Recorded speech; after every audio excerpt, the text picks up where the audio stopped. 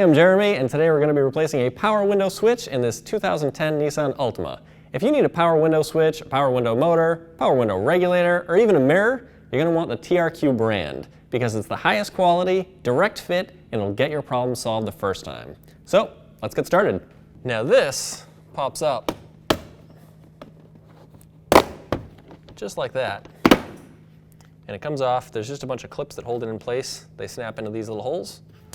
All right, so now I have a trim panel tool, and what you can do is just go under here, pry up a little bit, and you'll hear it pop out.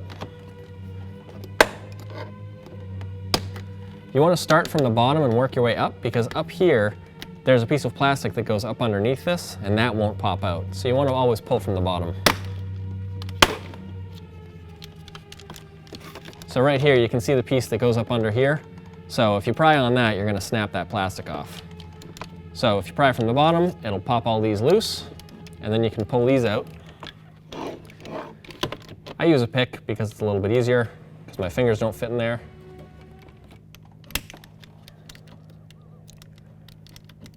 Okay, so the pick wasn't great. Let's see if we can do this one.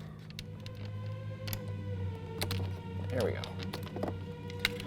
All right, and there's your window switch. All right, so putting the new switch in, you'll just reconnect all the connectors. We'll see if I can get them in the first time. Nope, of course, wrong way. It's like a USB connector. All right, with the 3 connectors plugged in, you slide the top in first, and then you simply push down, and the switch is back in. All right, with the switch back in, now you can pop the spin, and it snaps into place.